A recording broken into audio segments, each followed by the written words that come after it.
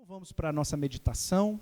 A igreja está comemorando aniversário. E aniversário é momento de festa. A Bíblia mesmo nos ensina que há tempo para todas as coisas. Tem tempo de chorar, tem tempo de sofrer perdas, tem tempo de pegar firme e às vezes confrontar momentos difíceis, momentos de desafios pesados. Mas hoje é tempo de agradecer, é tempo de louvar a Deus por tantos benefícios da parte dele para conosco.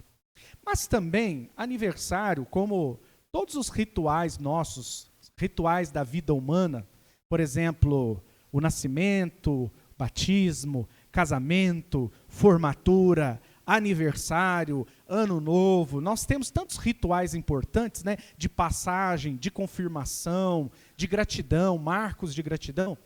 Todos esses rituais também nos convidam a uma reflexão.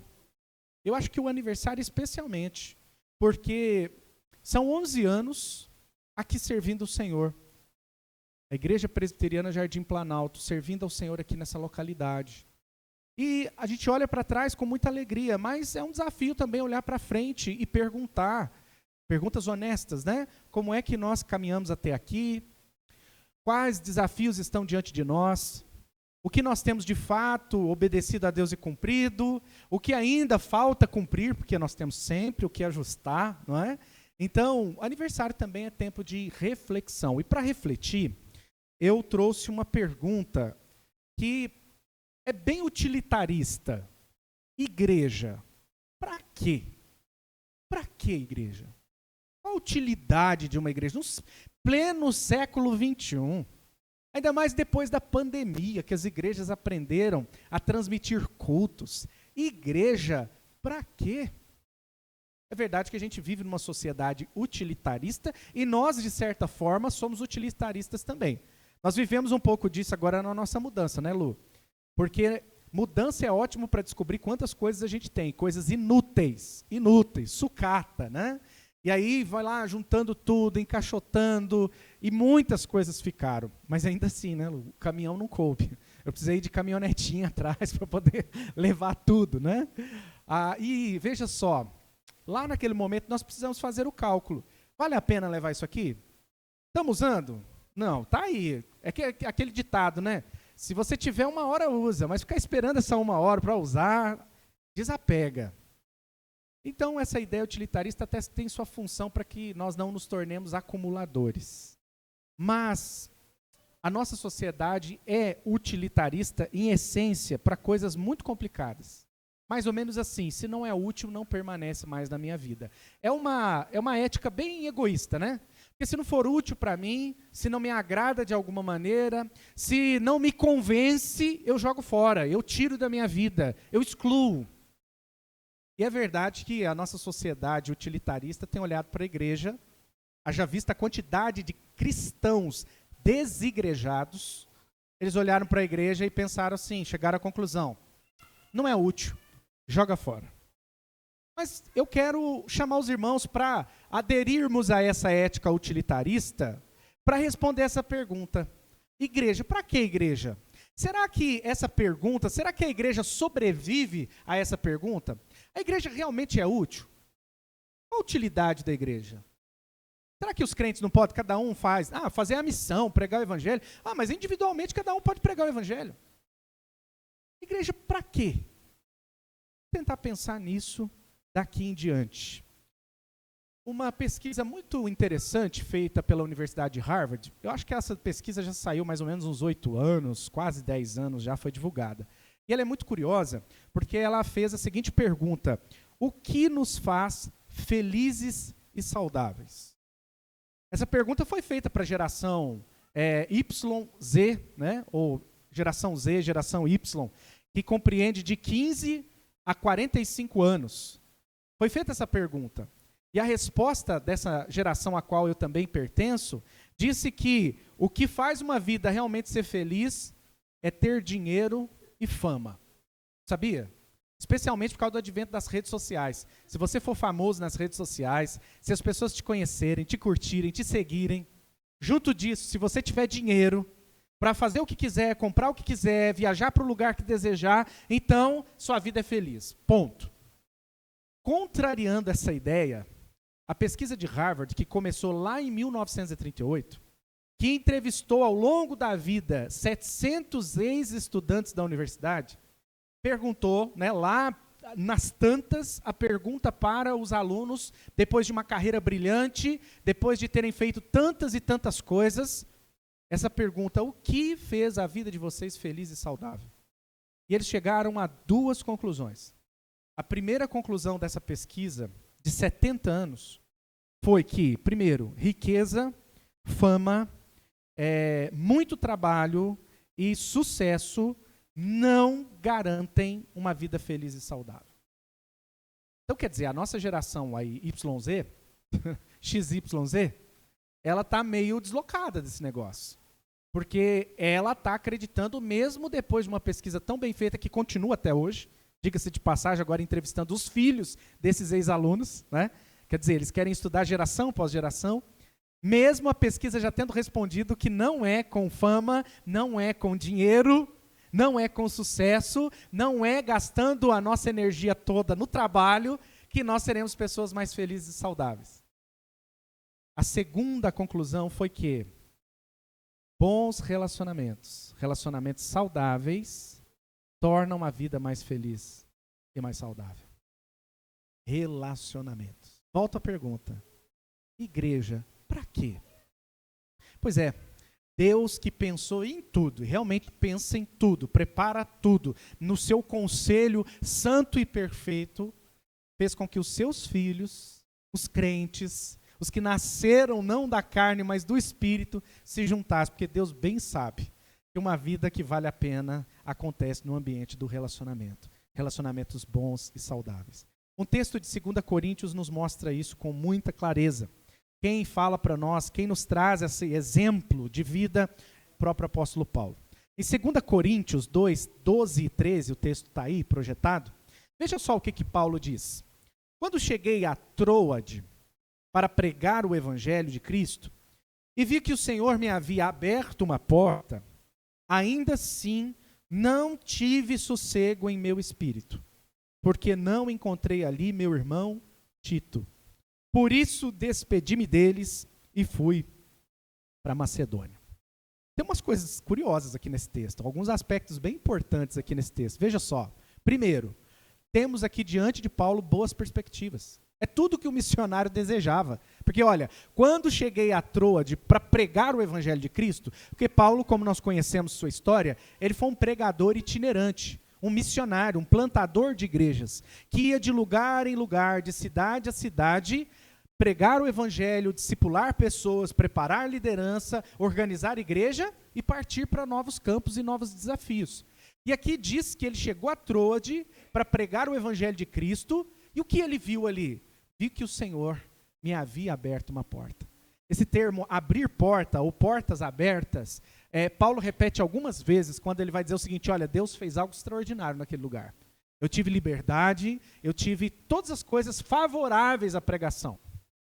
Mas uma outra coisa curiosa é que Paulo procura por alguém, uma pessoa bem específica, um companheiro de missão, um filho na fé, Tito. Ele diz assim: eu não tive sossego em meu espírito, porque não encontrei ali meu irmão Tito. Ele chegou lá em Troade, não encontrou Tito, porque Tito, mais adiante nós vamos ver, até porque Tito era tão importante assim para Paulo, e aí ele não tem paz no coração, ele não tem sossego, e mesmo com a porta aberta para a pregação do evangelho, ele despediu dos irmãos de Troade e foi para Macedônia. Ele foi embora. Ele falou: eu não consigo ficar aqui. Eu não tenho paz, eu não estou em paz aqui e eu vou embora. E vai embora, e vai para Macedônia. Agora, olha que curioso. Quando ele chega na Macedônia. Quando chegamos à Macedônia, agora eu pulei lá para o capítulo 7, tá? Isso aqui começou no capítulo 2, e aí ele vai contar o que acontece lá na Macedônia, no capítulo 7, versículos 5 a 7.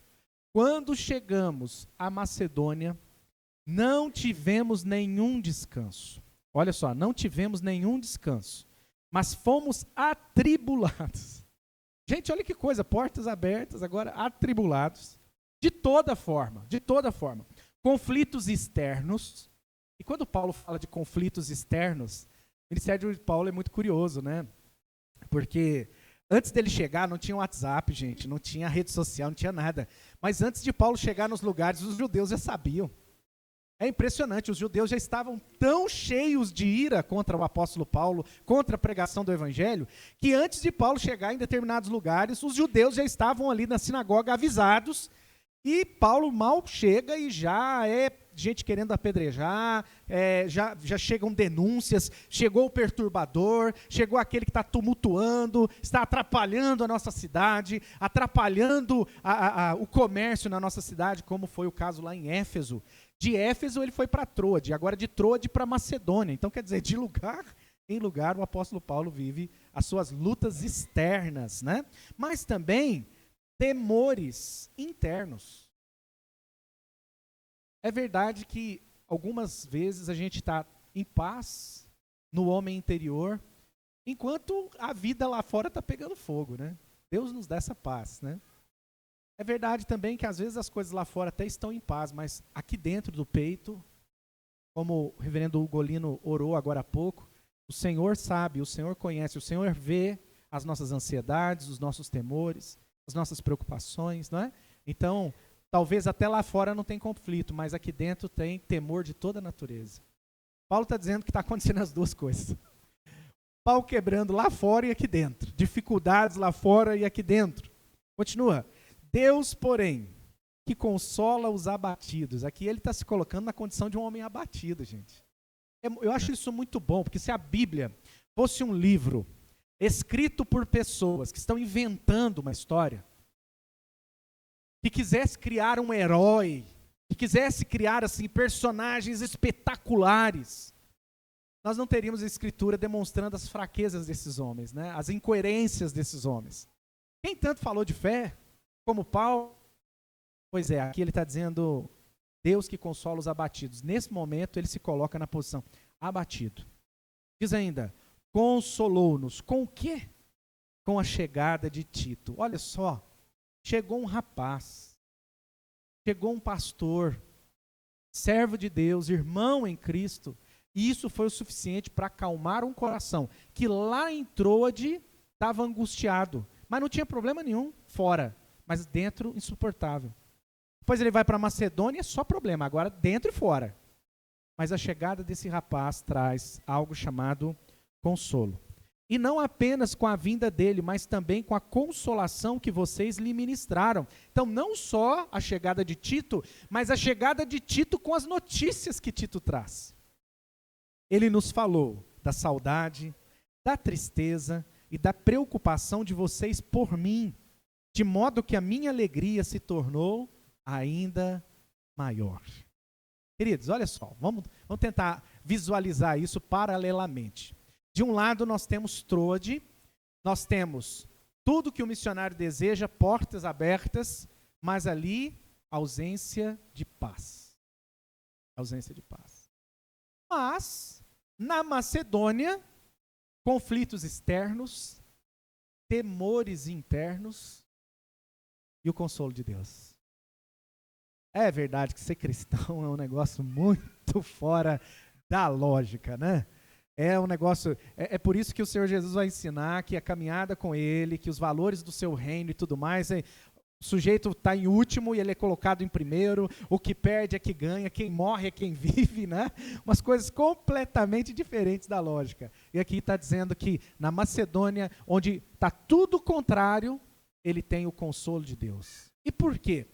De onde vem esse encorajamento? Nós sabemos que vem de Deus, o consolo da parte de Deus. O apóstolo Paulo é bem específico para dizer que Deus, porém, nos consola. Consolo vem de Deus. Então, o Senhor apareceu para Paulo. Assim como lá naquele caminho, quando ele se converteu, novamente Jesus aparece para ele para consolá-lo? Não. Não, ele foi arrebatado até o terceiro céu, e aí ele teve uma visão muito espetacular e ele foi consolado? Não. Ele foi consolado porque chegou um rapaz, um irmão na fé, com a chegada de Tito.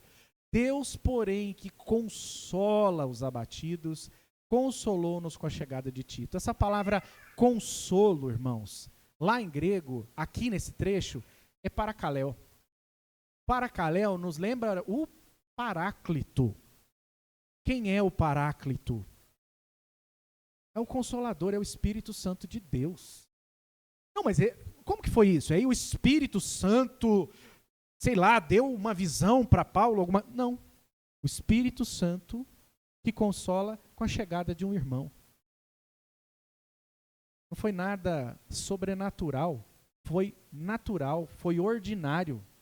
Foi a presença do Espírito Santo dentro dos crentes, que, conforme nos diz a Escritura, consolam uns aos outros, choram uns com os outros, aconselham uns aos outros, admoestam uns aos outros, não é? Não diz a palavra de Deus? Confessar os pecados uns aos outros e orar uns pelos outros para sermos nós todos curados, não é isso que a Escritura diz? Tantos uns aos outros aparece na Escritura. E através desse uns aos outros, o Senhor consola. E não só isso, porque Tito também traz algo muito especial. Diz, ele nos falou da saudade, da tristeza e da preocupação de vocês por mim, de modo que a minha alegria se tornou ainda maior. Tem um detalhe aí que eu preciso contar para os irmãos. A igreja de Corinto era uma igreja muito complicada, viu? Uma leitura rápida nas duas cartas, nós vamos ficar assustados com alguns pecados que aconteciam por lá. Na Santa Ceia, enquanto alguns passavam fome, outros se embriagavam. Nos relacionamentos, nós temos ali um enteado se envolvendo com a madrasta. Nós temos ali a competição dos dons, pessoas querendo ser mais importantes que outras e também deturpando um dom do Espírito, no caso ali, o falar em outras línguas, em outros idiomas. Temos muitos problemas graves. E Paulo fez uma visita à igreja de Corinto e foi exortar e admoestar esses irmãos. E chegando lá, os comentaristas nos dizem que ele foi muito maltratado pelas pessoas que ali estavam. Parece que um homem específico. E aí o apóstolo Paulo não foi bem sucedido nessa visita. E depois escreve uma carta, que ficou conhecida como Carta Severa. O apóstolo Paulo manda uma carta bem dura para a igreja. E ele estava angustiado, pensando os efeitos dessa carta e dessa chamada de atenção. E quem traria para ele as informações de como a igreja estava era Tito. Quando ele diz, a chegada de Tito me consolou. Me consolou porque eu soube como vocês estão.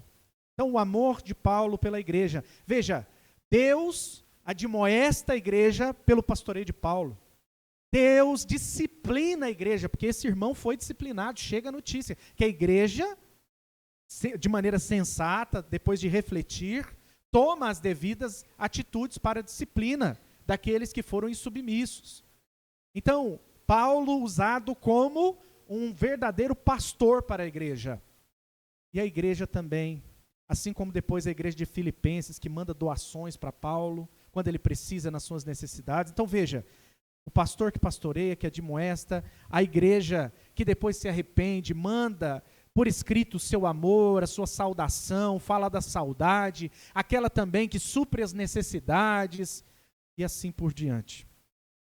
Queridos, quando penso nisso, eu volto lá àquela primeira pergunta, né? Igreja, para quê? Nós não devemos ser utilitaristas, como eu disse, isso é uma ética bem egoísta, não é? No entanto, partindo dessa ética utilitarista, vamos pensar com a cabeça do mundo, do século XXI, e vamos colocar a igreja sentada no banquinho e questionar, será que nós ainda precisamos de você, igreja? Se partirmos de pressupostos até egoístas, a igreja é muito útil, especialmente pós-pandemia. As pessoas ficaram ainda mais isoladas, solitárias, resistentes a contatos. Nós somos lá do Triângulo Mineiro, nós somos mineiros da Gema, não é? Minha cidade chama Rio Paranaíba, uma megalópole, capital, 8.000 habitantes na cidade. Eu acho que esse bairro aqui tem mais gente do que a nossa cidade lá, né? É. Gente, todo mundo conhece todo mundo. Se fizer um pão de queijo, não levar num pratinho um pão de queijo para a vizinha, não tem como, ela sente o cheiro e já fica magoada. Vamos levar. Aí depois ela faz também aquele bolo de fubá, traz para a gente, não é? Se mata um porco lá na roça e traz para a cidade, mas distribui pelo menos um pedacinho, pelo menos um assado, a gente ganha. É verdade. Cidade assim também tem muita gente fofoqueira, não é? Eu posso falar, eu tenho lugar de fala, né? Então, tem, porque todo mundo sabe da vida de todo mundo. Sabe o que aconteceu com a filha do fulano? Inclusive lá, quando você quer descobrir quem é quem, não é pelo nome. Ah, sabe o Manezinho, filho do Joaquim, lá da venda? Então tem toda essa árvore genealógica que passa também pelo lugar onde a pessoa nasceu, o sítio onde ela foi criada e tudo mais. Mas tem contato de gente com gente. Aí nós nos mudamos para Santa Cruz das Palmeiras, cheguei lá em 2010 e saí em 2025. Fiquei 15 anos lá. Fui com o objetivo de plantar uma igreja e Deus nos deu essa graça. Já vivemos um pouco de diferença. Chegamos agora em Jundiaí. Para nós é um choque cultural. É um choque cultural. Tudo bem que, não é, pastor Zé Sena? Nossa igreja é uma igreja de estrangeiros, não é? Tem gente de todo lado lá, né? E é bom demais esse negócio. Jundiaí, está fazendo frio, né? Às vezes está mais gelado ainda no coração de algumas pessoas. Mas Deus nos dá a sua igreja. Deus nos junta numa só família. Uma boa definição de igreja, para mim, é que a igreja é a família estendida que nós temos. Nós temos uma família nuclear lá em casa. Mas nós somos uma família estendida para cada um. Daí, quando eu penso nessa pergunta, eu imagino que uma primeira boa grande resposta é que na igreja, apesar dos conflitos e estranhamentos que aconteceram em Corinto, acontece aqui no Jardim Planalto, creio eu, acontece lá na segunda igreja também, somos consolados por Deus através de uns aos outros. No conselho, no abraço, na repreensão, no compartilhar, no exercício dos dons. Pelo menos a gente não está sozinho, gente. Nós não precisamos sofrer de solidão. Não. Se você conhece a Deus e o seu povo, você não precisa sofrer de solidão. Talvez o que precisa é abrir o coração, né? E usufruir dos benefícios de ser igreja. Não é? É porque tem gente que ainda não experimentou tudo, né? Que a igreja pode oferecer. E a igreja pode oferecer muito. O cuidado de Deus, o consolo de Deus. Deus ministra pelo Espírito Santo através da vida dos nossos irmãos. Outra coisa é que na igreja nós somos lembrados também de quem somos, né? A igreja nos faz lembrar todo dia, sempre que nós estamos aqui, que nós somos pecadores, mas que nós somos um povo remido. Nós sabemos aqui a quem pertencemos. Pertencemos ao dono da igreja, ao Senhor da igreja, e que vai voltar. Nós somos dele, pelo menos por dois motivos. Ele tem direito sobre nós de criação e de redenção, né? Ele nos criou e somos dele. Quando nós nos perdemos, ele nos comprou de novo. Somos dele. A igreja nos faz lembrar sempre disso. Ela nos faz lembrar sempre, através do Evangelho da Graça, que aquele que se acha bonito demais, aqui é um lugar para você ouvir sempre, que quem se acha muito legal, um crente muito aprovado, o Evangelho bate que nem uma marreta de 10 quilos, para nos fazer lembrar, ó, diminui, filho, diminui, você não é tudo isso que pensa que é. O Evangelho humilha o soberbo. Mas também nós entramos aqui nesse lugar, pensando que não temos era nem beira, nem salvação e nem jeito para a nossa vida. Não é possível que sejamos transformados, restaurados, dignificados, e chega o Evangelho e nos chama de filhos do Deus Altíssimo. Então o Evangelho, ele equaliza, ele achata o soberbo, ele levanta o abatido. Aqui nós lembramos de quem somos. E também, na igreja, somos lembrados do que realmente precisamos, da graça de Deus. Todos os dias. Tem um escritor bíblico, um escritor cristão, norte-americano. Os primeiros livros dele são bons. É um dos primeiros, Maravilhosa Graça, em que ele escreve: rejeitei a igreja durante algum tempo, porque encontrei bem pouca graça ali. Ele rejeitou a igreja, achou que lá na igreja os irmãos são muito hipócritas, fariseus, não tem muito amor naquele lugar. E aí ele foi procurar no mundo, né? Mas ele disse, eu voltei, Voltei porque não descobri graça em nenhum outro lugar. É verdade que às vezes a gente pode demonstrar pouca graça. Mas se aqui está pouco, vai ver no mundo. Vai ver no mundo. Lá não tem graça nenhuma. Não existe favor imerecido. Não existe amor gratuito. Lá, nenhum pai está disposto, por amor, dar o seu filho para a redenção de todo que nele crê. Meu apelo para você hoje, querido irmão e irmã, que celebra o aniversário dessa amada igreja, comprada pelo sangue do Cordeiro. O meu apelo para você é: ame essa igreja, se envolva cada vez mais na igreja. Se falta algo aqui que você gostaria que fosse melhor, seja a resposta de Deus. Se Deus te deu a visão do que precisa melhorar, então aí já está meio caminho andado. O Senhor está te mostrando, seja a resposta de Deus para que o evangelho aqui avance e melhore e prospere para a glória de Jesus. Meu apelo é: responda a esse mundo. Se eles querem ir para a ética utilitarista, não é a nossa ética. Mas se é para conversar na linguagem deles e nos perguntarem, igreja, para quê? Oxe, se até Harvard já disse que uma vida feliz e saudável está nos relacionamentos, vai lá para a minha igreja. Lá você vai ser abraçado, lá você vai ser amado, vai ser ouvido, vai ser considerado. Você vai ter um pastor para te aconselhar, você vai ter irmãos para chorar com você. Harvard já provou que a minha igreja é muito importante. Mais ainda, a palavra de Deus já nos anunciou, e o Senhor Jesus mesmo disse que esta igreja aqui é sua amada noiva, e é a casa, é a morada do seu Santo Espírito Consolador. Amém?